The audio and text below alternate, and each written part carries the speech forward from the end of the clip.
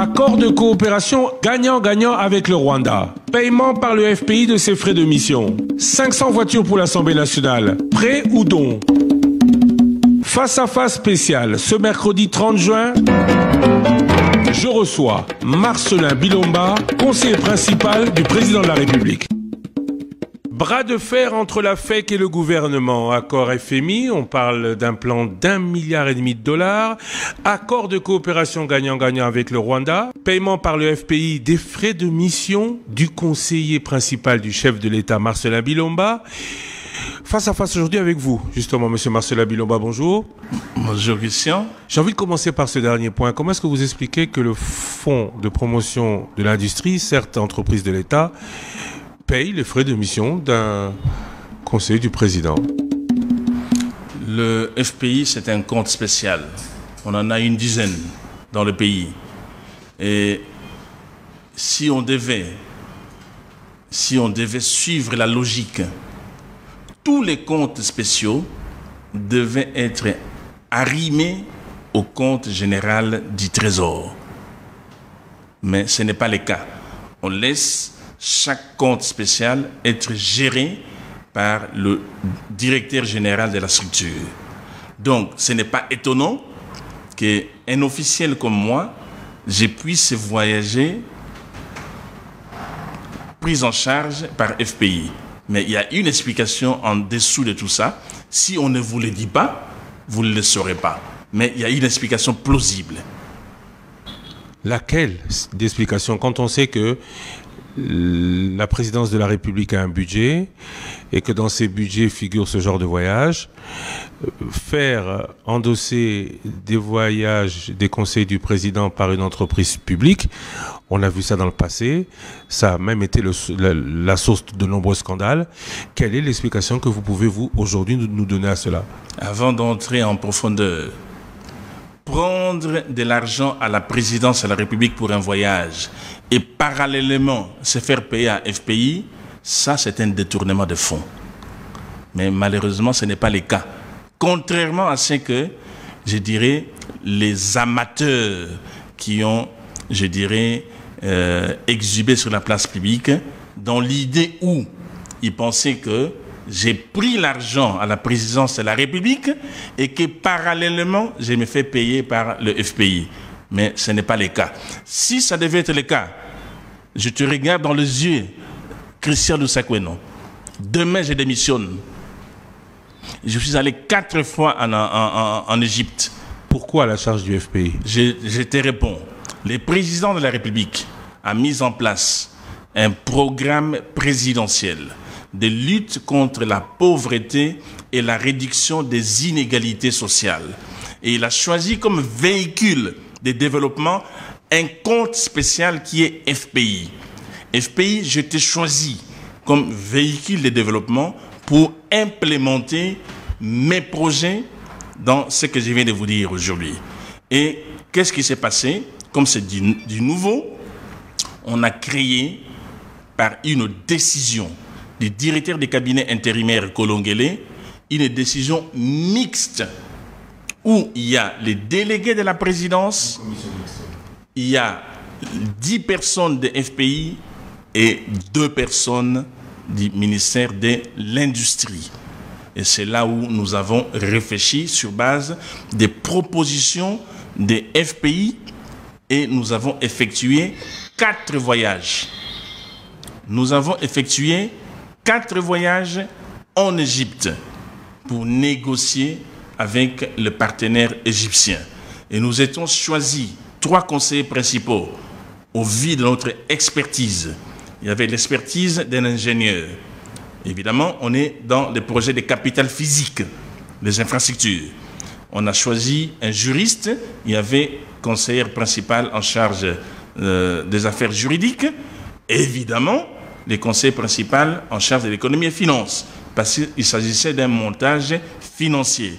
Nous avons effectué effectivement des voyages à charge de FPI parce que le projet n'était pas pris en charge par le président de la République ni par son cabinet, mais par un compte spécial qu'on appelle FPI, qui est un compte du Trésor, n'est-ce pas?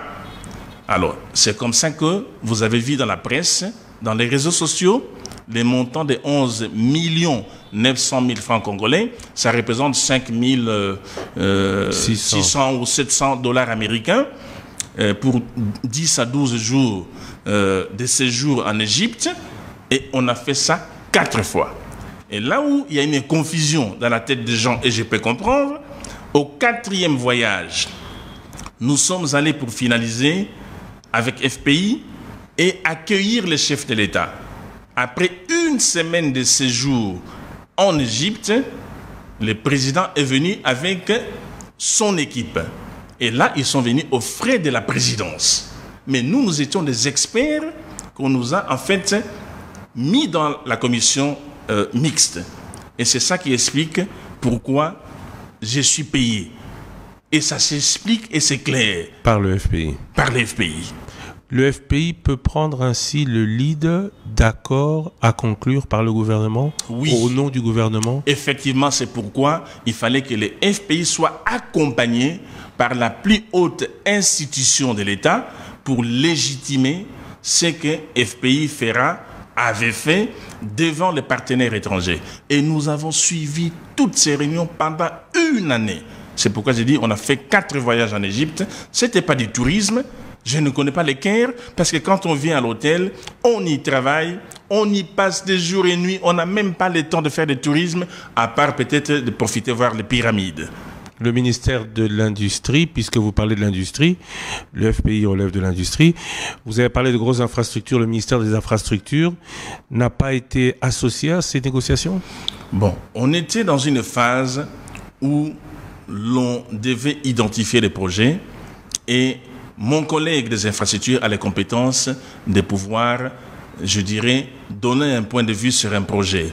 Mais nous, FPI avait très bien fait son travail en ayant identifié une société, un conseil d'ingénieurs pour nous accompagner dans des discussions avec des partenaires égyptiens. Donc il y avait non seulement mon collègue conseiller principal David Moukeba, mais il y avait une firme de la Yougoslavie, si je ne me trompe pas, qui ont l'habitude de travailler ici, ils ont tous les matériels, qui nous ont accompagnés tout le long durant ces 4 voyages en Égypte pour ficeler et faire des études au millimètre près afin de déterminer les coûts des projets. C'est comme ça que nous sommes arrivés à fixer les 411 millions de dollars américains. 4 infrastructures à 411 millions de dollars. Pour lesquels accord a été conclu avec l'Égypte. Exactement. Entre le président Sisi d'Égypte et le président Tshisekedi. Exactement. Sans que le gouvernement congolais ne soit associé. Bon, la plus haute institution de l'État, c'est le chef de l'État qui était là. Et qui peut être au-dessus des chefs de l'État pour valider ce qui a été fait en Égypte, si ce n'est lui. 411 millions de dollars pour 4 projets. Quels sont ces projets? Nous avons la route qui va relier Mbujimayi à Kananga, 186 km à péage. Péage? À péage. Mais c'est sur la RN1, c'est comme, le reste de la RN1. On va appliquer le péage pour assurer les retours à l'investissement. Comme parce que de ce côté-là de la RN1, entre Kinshasa et Kikwit, jusqu'à Bachamba et même au-delà de Chikapa, il n'y a pas le péage. Vous n'allez appliquer le péage que sur ce tronçon Mbujimayi-Kananga. Parce qu'aujourd'hui, pour faire Mbujimayi-Kananga, vous y passez 24 heures pour faire 186 km. Comme auparavant pour aller de Kinshasa à Mbanzagungu. Mais quand on aura fait cette route-là, on peut relier Kananga à Mbujimayi en moins de 2 heures. Donc ce serait un changement drastique. Mais sauf qu'il y a un coût. Nous allons investir, mais il faut un retour à l'investissement. Et le retour à l'investissement sera assuré par le péage. Alors, on voit le péage sur la RN1 en direction de Mwanda, que les frais sont, on va dire, c'est du BOT.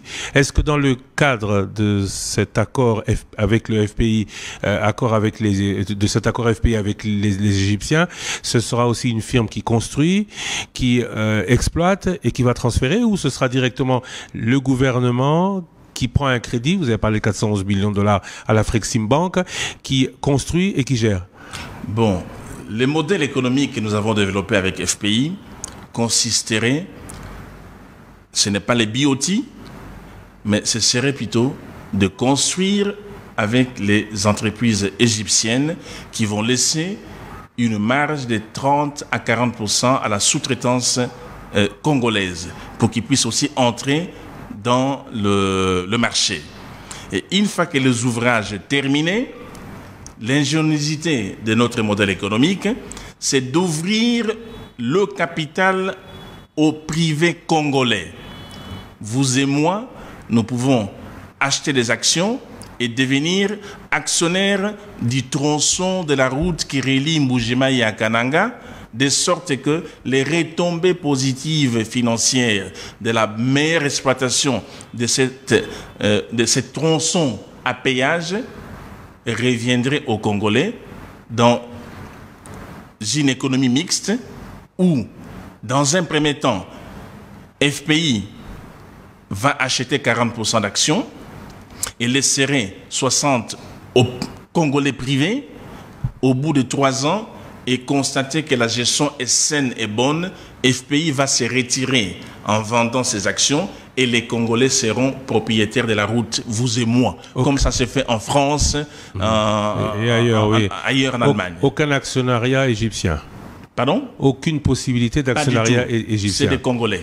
411 000 dollars, c'est pour la route. Quel autre gros projet? Quels sont les trois autres projets? Ça, c'est le plus gros projet.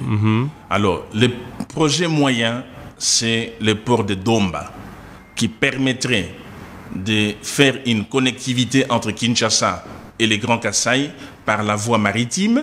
Et une fois que la marchandise arrive à Domba, Domba est à 30 km de la RN1. Et on va aussi faire cette route-là en plus de 186 km, mais qui ne sera pas à péage.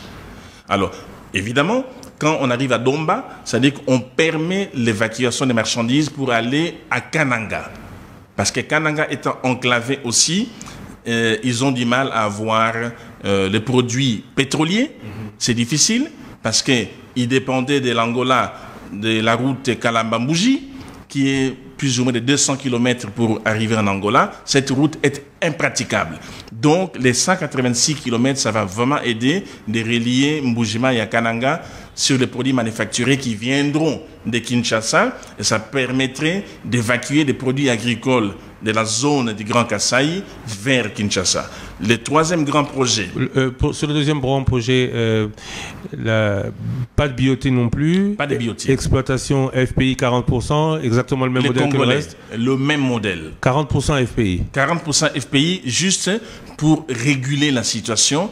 Les Congolais qui viendront, je dirais, acheter des actions, eh bien, ils seront autour de FPI. Au bout de quelques années, FPI va se retirer et laisser les Congolais entre eux gérer les ouvrages. Troisième projet. Le troisième projet, c'est la centrale photovoltaïque de Chipuka pour produire 10 mégawatts.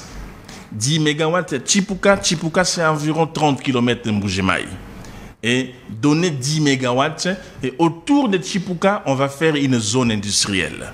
Ça permettrait aux habitants de Mbuji-Mayi d'avoir des industries manufacturières parce qu'on aura une zone industrielle de 200...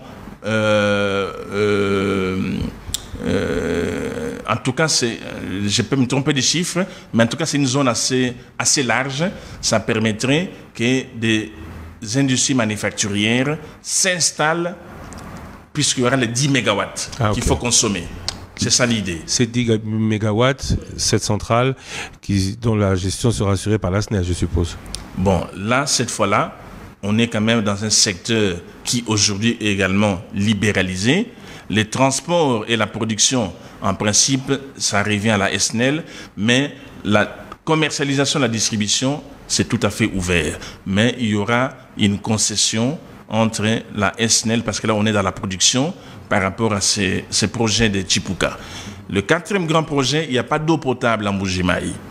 Et nous allons produire au centre de traitement d'eau potable de Lukelenge 60 000 mètres cubes d'eau par jour. C'est pour donner de l'eau potable aux habitants de Mbuji-Mayi. La gestion à la Régie des eaux. En collaboration avec la Régie des eaux. 60%, 40% FPI. Pour ces deux cas, barrage et distribution d'eau, pas de participation des Congolais.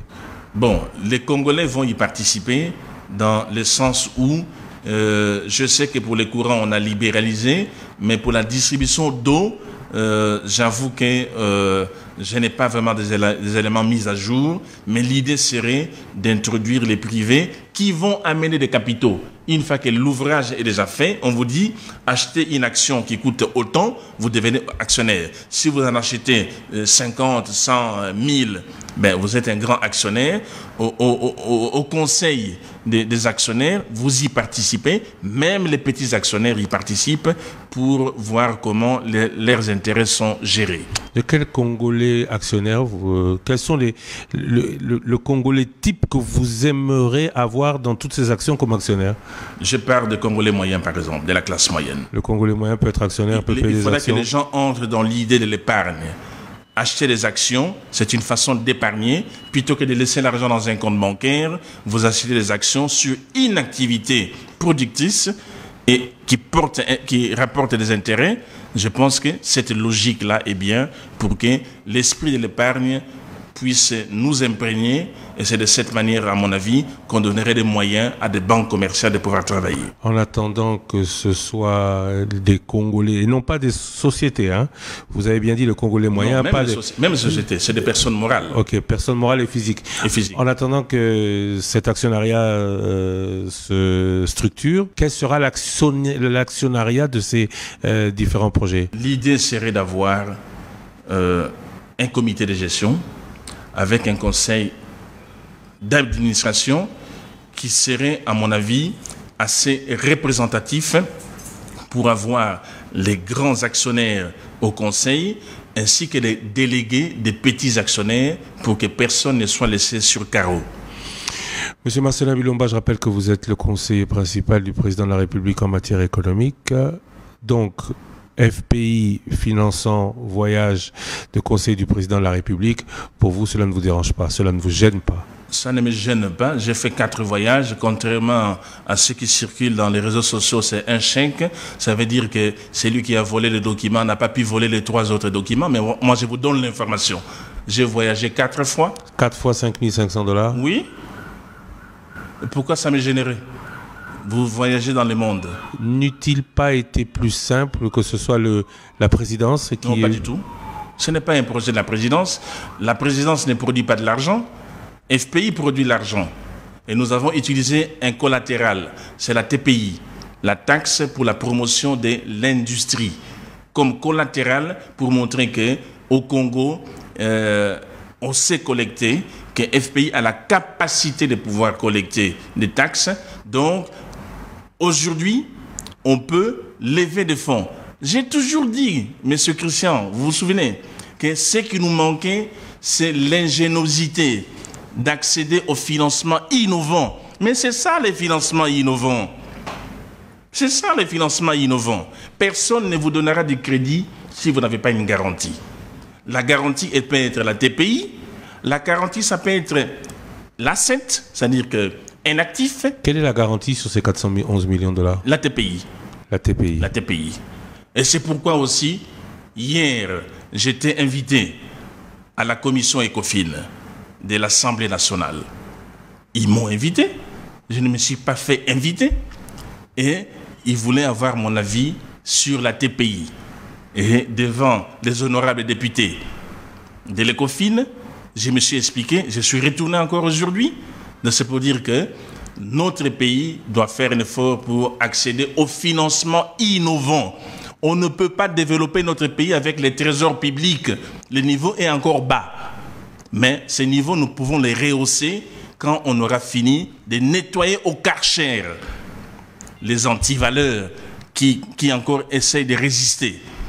Et ces pays n'auront pas besoin d'accéder au financement innovant si aujourd'hui nous faisons un effort pour rehausser les niveaux des trésors publics. 411 millions de dollars, 4 grands projets. ils verront le jour, ils seront palpables quand?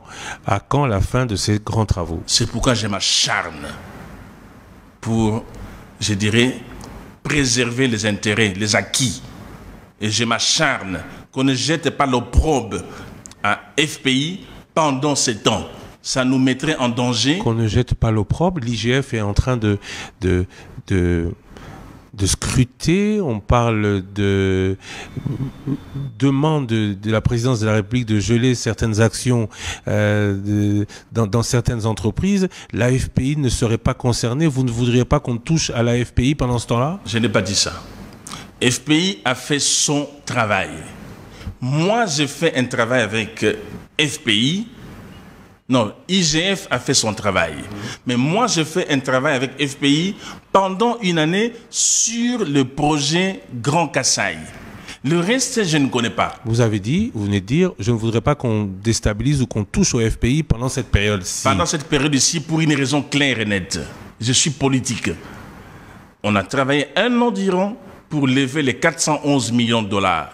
S'il y a d'autres problèmes que IGF a à régler avec FPI, on peut le faire correctement sans mettre en danger la probabilité certaine de pouvoir commencer les travaux dans les Grands Kasaï. C'est ça mon souci. Qu'est-ce que cela veut dire? l'Afreximbank donne l'argent, les Égyptiens commencent à construire, que la FPI soit menacée ou pas, tant que la FPI, entreprise publique, que les dirigeants actuels de la FPI soient menacés ou pas, tant que la FPI continue à lever la TPI, qu'est-ce que cela dérangerait que l'IGF fasse son travail? Parce que l'information qui est donnée, c'est pour montrer qu'il y a des yo-yo chez FPI et que le management de FPI n'est pas bon et que si on continue ainsi, on dilapide les fonds de l'État. Et si une telle information devait arriver dans les oreilles de ceux qui vont nous financer, ça nous mettrait en mal de pouvoir commencer les projets des Kasaï. Mais si la gestion a été mauvaise à la FPI, on devrait donc... On doit réprimer cela.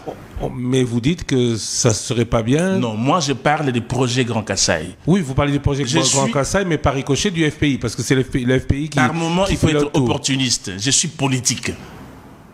Des fois, il vaut mieux retarder les choses plutôt que de chercher à faire de bons procès et vous éclabousser les tout. Moi, ce que je veux, je ne dis pas qu'il faut protéger les mâles. Je dis que maintenant, le peuple dans les Grands Kasaï souffre, a besoin de ces projets. Je veux voir le début de ces projets et par la suite, s'il y a des choses à reprocher au DG Kitebi, ben, il va répondre. Mais pour l'instant, de ce que moi je sais sur les 4 projets, pendant une année, nous avons travaillé avec les Égyptiens. Je n'ai rien à reprocher au DG Kitebi parce que j'étais présent. Donc, sursis, messieurs de l'IGF, sursis au PDG de Kitebi et au managériat FPI pendant le temps que ce projet se met en place et voit le jour. Je le dirais autrement. IGF a fait son travail. Ça, c'est très bien. Mais nous devrions gérer la situation au cas par cas selon la société. Si nous laissons les faire en vrac par des politiciens que nous connaissons, ils vont y amener leurs frères et sœurs, les Mouanankassi, pour remplacer les différents DG. Oui, et c'est ce que je ne veux pas. Oui, mais là, on parle de justice. S'il y a eu une délicatesse, l'IGF donne ça à la justice, pas aux politiciens. La justice fait son travail, sauf pour le FPI, parce qu'il ne faut pas déranger ce projet. Non. Je dis qu'on doit traiter au cas par cas. Au cas par cas pour des faits similaires. Non. Si à la FPI, on constate des faits, on constate des autres faits dans une autre société, dans l'autre société d'État, on sévit, à la FPI, on suspend. Est-ce que vous avez les rapports de l'IGF? Non. Alors? Mais j'ai la communication de la présidence de la République ou du gouvernement qui dit il faut geler toutes ces sociétés, la gestion de ces sociétés et à la limite prendre des dispositions contre ces indélicats. Bon, très bien. Admettons, c'est le cas. Mais ils sont 3, 4, 5 sociétés. Mais pourquoi on ne parle que des FPI? Non, on parle du FPI parce que vous avez parlé de FPI. Non, on parle des FPI parce que FPI fait mal. Non, on parle du FPI aujourd'hui parce que vous avez dit que vous ne voudriez pas, que vous ne souhaiteriez pas que pendant cette période, la FPI soit perturbée, le temps de mettre à jour, le temps de terminer ce projet. C'est légitime. C'est tout à fait légitime parce que le peuple Kasaï a besoin de voir ces projets commencer. Ça, c'est beaucoup plus légitime que de régler des comptes à des gens qui ont des montants à devoir à FPI, qui ont pris des crédits et qui ont cru que nous étions encore à l'époque où on ne remboursait pas des crédits. Ce n'est pas de qu'on parle. Là, on parle de. Non. C'est pas de qu'on parle. Là, on parle de la gestion de la FPI, pas de ceux qui doivent à la FPI. On est en politique. Il n'y a pas... Non, là, on est plutôt sur le plan de la justice. La justice doit faire son travail. De la justice. Le président Tshisekedi l'a dit d'ailleurs avant d'être élu. Quelle que soit la chose qui soit reprochée à qui que ce soit, il faut que la justice passe. Tout à fait.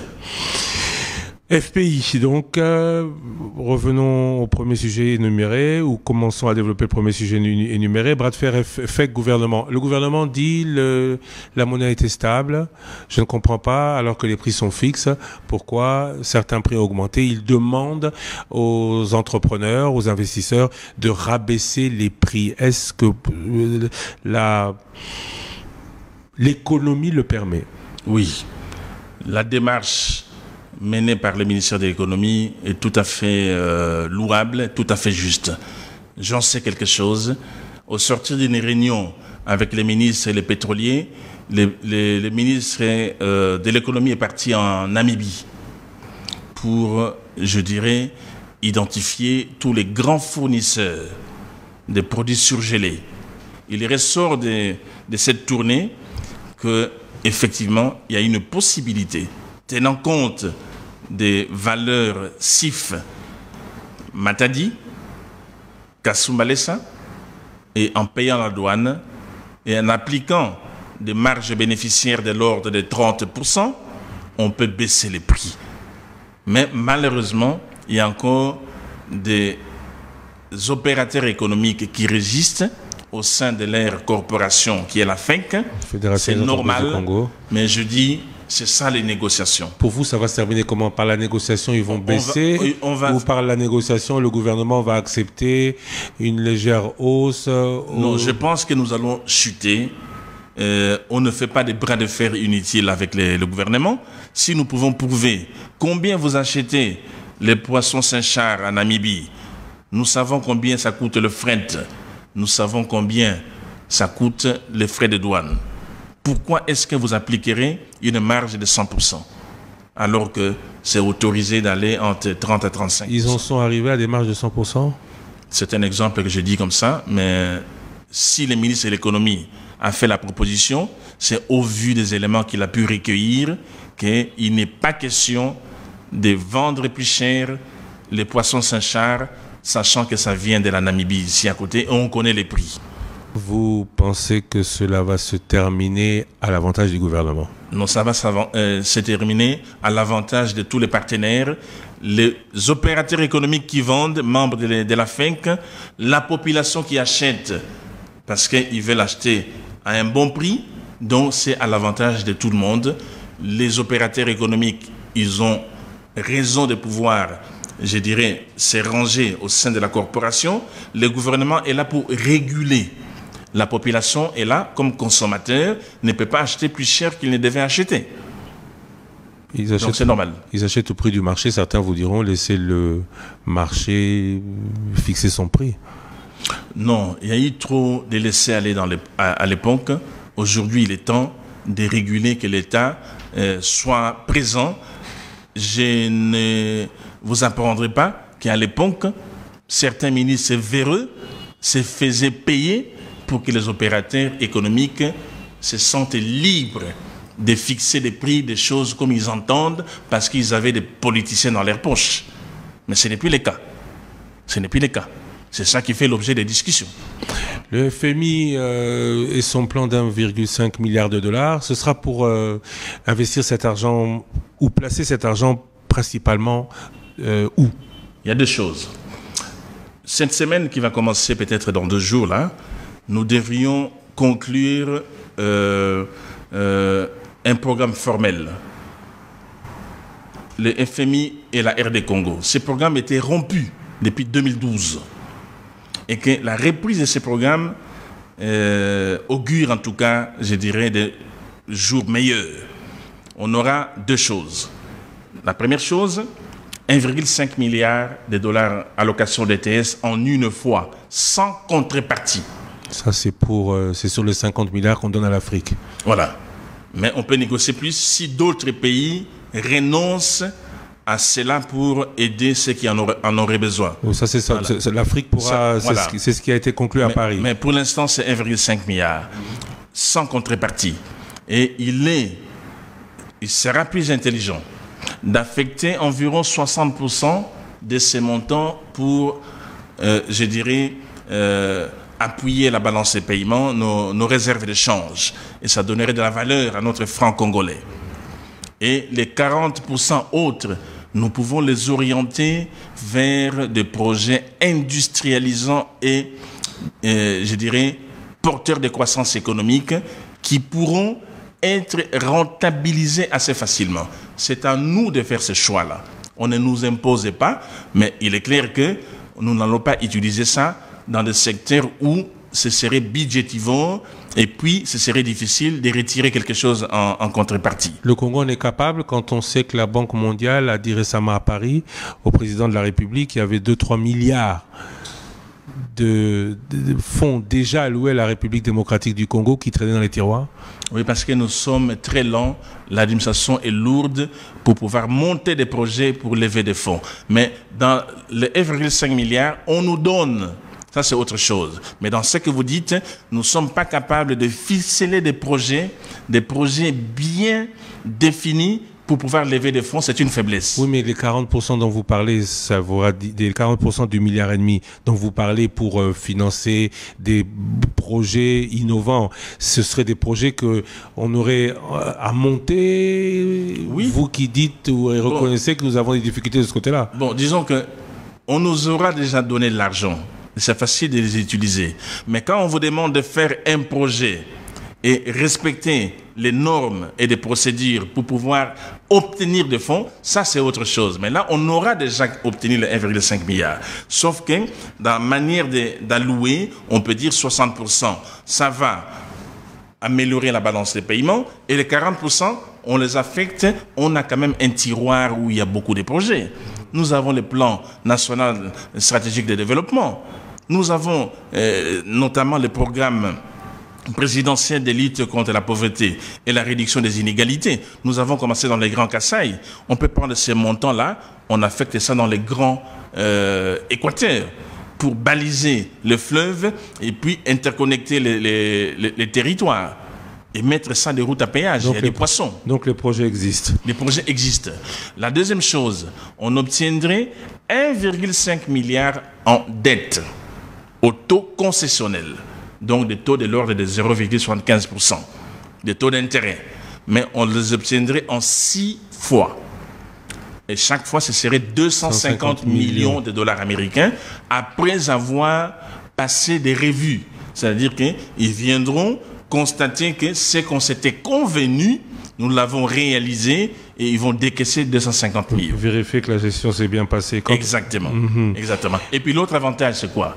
Une fois que nous reprenons les programmes formels avec les FMI, les autres bailleurs viendront. La confiance sera rétablie. Ça sera rétabli. Les investisseurs viendront parce que nous serions fréquentables. Si nous réussissons à passer toutes ces revues. Exactement. Accord de coopération gagnant-gagnant avec le Rwanda. Certains diront dans l'opinion publique, le Rwanda ne produit pas de coltan. Pourquoi est-ce qu'on le fait avec eux? Le Rwanda ne produit pas telle et telle chose. Et pire, le Congo produit des denrées, des choses listées dans cet accord qu'il pourrait lui-même organiser sur son territoire. Pourquoi cet accord? Pour faire comme ce que demandait le président français Sarkozy quand il s'est adressé devant le Parlement réuni en Congrès, partager les richesses du Congo? Je vais être honnête avec vous. je vais vraiment être honnête avec vous, je n'étais pas associé au projet Rwanda, je n'aurais pas grand-chose à dire, mais par contre, ça ne me gêne pas, parce que le Rwanda, c'est un voisin naturel. Et ils vont demeurer toujours le voisin naturel. Alors, un voisin naturel qui n'a pas les coltons, un voisin naturel qui n'a pas l'or, mais un voisin qui a une organisation. Pourquoi ne pas ouvrir le marché pour transacter avec ses voisins? Parce que beaucoup de nos compatriotes transactent avec le Rwanda, qui est le pays voisin. Pourquoi ne pas plutôt organiser ces exploitations chez nous? La guerre qu'on nous a imposée depuis de nombreuses années serait la guerre de l'exploitation commune par certains pays des richesses du Congo. Ceux qui nous faisaient la guerre hier ont donc gagné aujourd'hui le droit d'exploiter comme nous les richesses congolaises. Je disais que, en toute honnêteté, je n'étais pas impliqué dans le projet, mais j'essaie de comprendre. Il y a des pesanteurs sur le plan politique qui valent plus que la conception sur le plan économique. Ça peut se comprendre s'il faut le calme, éradiquer, je dirais, le conflit, l'insécurité dans l'Est, pour que le Rwanda étant proche de chez nous, plutôt que je suis en train de réfléchir à haute voix, d'exploiter certaines de nos ressources, mais ça ne dit pas qu'on les donne au Rwanda, c'est un partenariat. On aura peut-être à avoir un avantage comparatif, peut-être parce qu'il y a l'énergie facilement au Rwanda. On exploiterait certaines ressources de sorte qu'on déterminerait la répartition des parts. Donc le Rwanda gagnerait l'accès à nos ressources, nous gagnerions la protection des pays voisins et l'assurance qu'il n'y aura plus de guerre et qu'on pourra profiter de leurs expertises pour exploiter nos richesses. N'ayant pas été impliqués dans la réflexion par rapport à ces partenariats, vous me poserez la question sur l'Égypte, je sais répondre, mais sur ces cas-là, je sais de comprendre que deux fois, il est mieux de faire les arrangements qui pourront assurer une certaine sécurité plutôt que de mettre en premier l'intérêt économique. C'est ce que je peux peut-être voir comme intérêt par rapport à cela et je ne vois rien de mal. L'avantage comparatif, peut-être que l'environnement s'apprête à développer ce genre de projet au Rwanda. Je n'ai pas fait d'analyse là-dessus. Mais les gens qui l'ont fait, je pense qu'ils ont réfléchi par rapport à ça. Le mieux est que si aujourd'hui nous avons la sécurité et la paix dans l'Est, ça vaut plus que les intérêts qu'on peut tirer dans l'affaire qu'on a traitée avec les Rwandais sur le sol rwandais. On ne peut pas terminer cette émission sans parler des 500 voitures de l'Assemblée nationale. Alors on parle d'un don du président de l'Assemblée, du président de la République. Le président de l'Assemblée nationale parle ensuite d'un crédit, mais des sons fuités. De quoi s'agit-il au juste, vous, à la présidence de la République, qui ne s'est pas exprimé depuis le début de cette affaire? De quoi s'agit-il exactement? C'est la présidence qui donne? C'est l'Assemblée nationale qui prête? Ou c'est Huawei qui envoie des voitures, parce qu'il y a eu un communiqué diffusé le 16 mai dernier qui offre des voitures aux Congolais pour que la marque Hyundai devienne aussi célèbre en RDC que les autres marques telles que Toyota? C'est que moi je sais. Depuis la nuit des temps, tous les députés sénateurs qui bénéficient de véhicules, ils bénéficient de facilités de paiement. C'est-à-dire qu'on fait un montage pour qu'ils accèdent à des véhicules à crédit et qu'ils vont payer et que s'ils n'arrivent pas à terminer le paiement à crédit, on va retenir sur l'indemnité de sortie pour qu'on puisse solder la dette. Je le dis avec force parce que mon jeune frère a fait ce montage-là. Il a eu en son temps Kengo, président du Sénat. C'est mon frère qui a livré tous les véhicules aux sénateurs. Monsieur Alpha Bilomba. Et ce montage-là, c'est moi qui l'ai fait. Mais aujourd'hui, de quoi s'agit-il? D'un montage? C'est la même chose. Il s'agit d'un montage. C'est la même chose, c'est le même montage. C'est la même chose. La République n'a pas les moyens aujourd'hui de se permettre d'acheter 500 véhicules donnés aux députés. c'est l'accès au financement innovant. C'est là où peut-être nous, les Congolais, nous ne comprenons pas. Nous pensons que tout doit se cash. Comment est-ce qu'on peut acheter une maison cash? Non. À quand les investissements innovants dans l'agriculture? Certains diront 500 voitures, c'est 1000 tracteurs ou 1000 ambulances. À quand ces investissements innovants dans des secteurs qui touchent plus la population? Parce que la polémique qu'a ouverte cette affaire de 500 voitures est beaucoup revenue sur ce fait. Oui, je comprends. Je pourrais dire une chose, que ce que vous dites est vrai. Je suis d'accord qu'avec ce que nous venons de vivre tout récemment, la Covid-19 depuis mars de l'année passée, je commence à comprendre une chose, qu'aujourd'hui, il est important de privilégier l'espérance de vie la plus longue possible à nos concitoyens, plutôt que de parler croissance économique. Et pour avoir une espérance de vie longue, ça nécessite d'être en bonne santé et bien se nourrir. Donc ce sont ces secteurs-là où l'on doit investir davantage pour permettre, je dirais, des conditions de vie meilleures à nos semblables. Il faut bien se nourrir, il faut bien, je dirais, accéder aux soins de santé pour espérer avoir une espérance de vie assez longue. Je conçois ce que vous dites là est vrai et j'appuie, c'est tout le travail que nous faisons au niveau de la présidence pour accompagner les chefs auprès du gouvernement, des différents sectoriels, je parle des ministres, qui puissent mener de bonnes politiques, effectivement, pour changer la donne, qu'aujourd'hui l'agriculture, un pays comme le nôtre, devait produire suffisamment de produits agricoles, les transformer, c'est-à-dire des industries manufacturières de transformation pour qu'on ne puisse plus importer de la nourriture.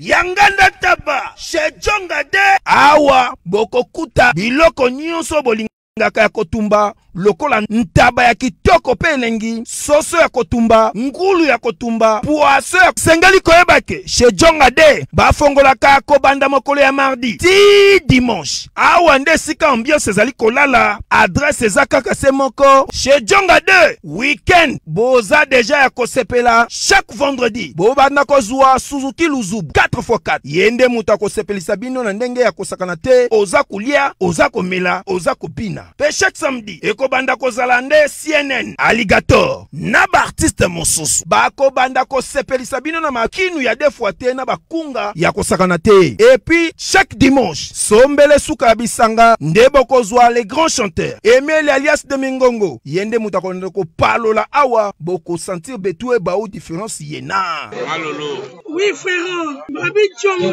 La Congolia. Futur. Hein? Nous t'aurons la 50 boîtes. La Katakin, c'est Djongaske. Soki olingo sala ba réservation o bengi na ba numéro oyo pe ba ko servir yo joli kitoko chez Djonga de yango nde moboko ya ambiance na kati ya Paris. C'est naturel soin.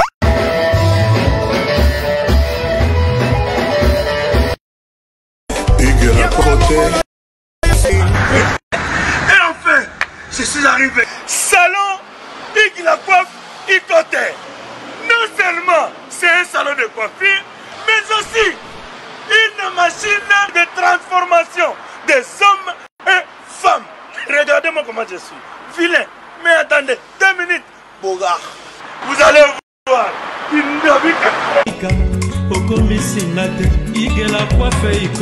Hugues la coiffe Ikote, votre salon de coiffure mixte afro-européen situé sur la Nationale 3 au 174 avenue Aristide Briand, les pavillons sous bois. Pour plus de précisions, Veuillez nous contacter au 01 41 55 00 00 ou encore sur notre site huguelacoiffeicoté.com. Nous sommes ouverts tous les jours de 8h à 20h, même les jours fériés. Hugues la coiffe Icoté, l'homme qui coiffe la ville. Hugues la coiffe Icoté, le salon de coiffure mixte afro-européenne de proximité. Au 174 avenue Aristide Briand, les pavillons sous bois sur la Nationale 3. Un seul numéro, 01 41 55 00 00. La beauté de votre chevelure chez votre frère. Hugues la coiffe Icoté, même père, même mère. Chikicha, chikicha, cha cha. La beauté peut tout changer. Salon Hugues la coiffe Icoté. Quelle beauté! Sexy pour les femmes, dindindi pour les hommes.